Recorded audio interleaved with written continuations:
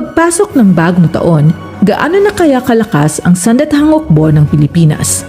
Tumaas ba ang kapasidad ng ating bansang ipagtanggol ito on its own na hindi aasa sa tulong ng malalakas na nasyon?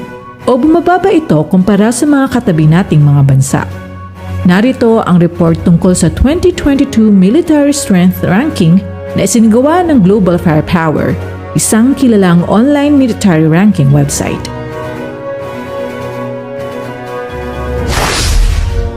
Ang Global Firepower Ranking ay base sa kakayahang militar ng bawat bansa na makapaglaban sa lupa, karagatan at himpapawid gamit ang conventional means o mga traditional na gamit sa pakikipaglaban. Hindi kasali sa sakutan na ito ang nuclear capability. Gaya ng mga nakaraang taon, ang Amerika, Russia at China ang nangungunang mga bansang merong strongest military in the world.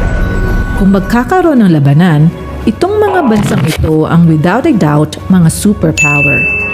Based sa kanilang mga power index score at kumpara noong 2021, mas lalong lumakas pa ang kanilang sandatahan ngayong taong 2022.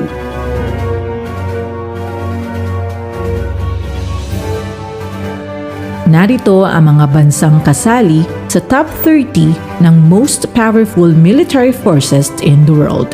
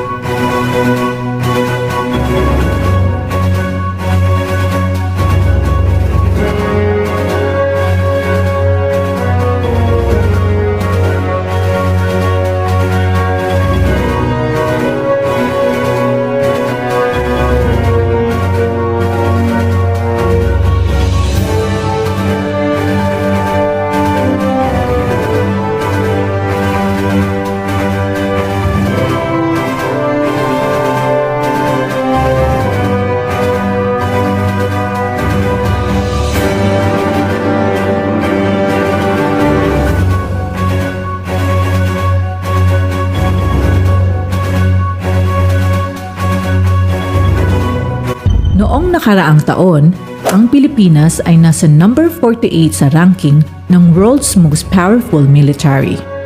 This year, tayo ay pang number 51 sa 140 countries na kasama sa ranking. Kung ikukumpara ito sa rango natin last year, masasabi natin na bumaba ito. Pero ayon sa Global Firepower, ang year-over-year trend ng Pilipinas ay stable. Ibig sabihin, hindi bumaba at hindi rin tumaas. Kung pagbabatayan ang Power Index score this year ng Pilipinas, tumaas pa ito this year from 0.8219 to 0.8076. Ayon sa Global Firepower, as of January 2022, ang Pilipinas ay may defense budget na $4.39 billion. May available manpower na 47,651,880, kung saan 39,118,869 ang fit for service at 130,000 ang active personnel. Meron tayong 25 attack aircrafts, 9 special mission aircrafts, 600 armored vehicles, 50 patrol vessels, at 0 submarine. Meron sanang 2 submarines ang balak bilhin ng ating gobyerno noong nakaraang taon, ngunit dahil sa pandemic, hindi natuloy ang submarine acquisition. Ang kakayahang militar ng Pilipinas ay kasing lakas ng kakayahang militar ng Chile, Belarus at Peru. Kumpara naman sa ating mga katabing bansa gaya ng Indonesia, Taiwan at Vietnam, tila we need to step up our game. Ang Indonesia halimbawa ay palakas ng palakas ngayong taon. Sila ay pang-15 this year, tumaas ito from number 16 last year.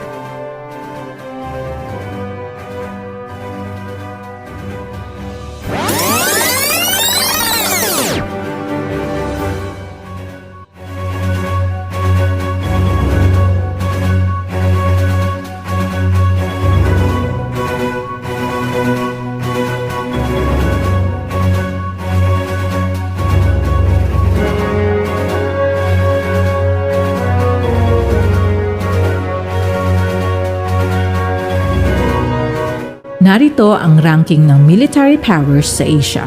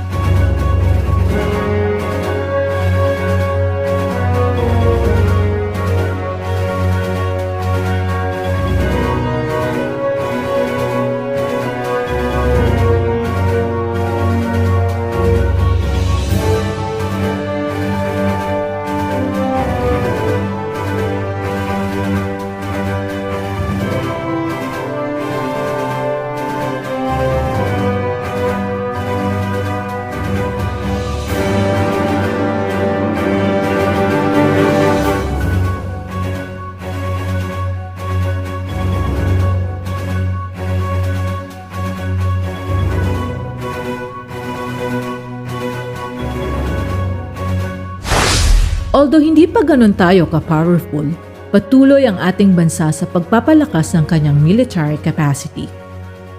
Kung hindi sana nagkaroon ng pandemic, malamang mas malakas pa kesa sa ngayon ang ating sandatahang hukbo. Gayunpaman, ang mahalaga ay ang pagpapalakas ng military capacity ay prioridad ng ating bansa. Ang consistently active at ongoing na AFP modernization ay isa sa mga napakagandang ginawa ng Duterte administration. Naway ang susunod na magiging presidente ng Pilipinas ay lalo pang palakasin ito para magkaroon ng sapat na kakayahan ng ating bansa na ipagtanggol ito sa anumang nais manggulo.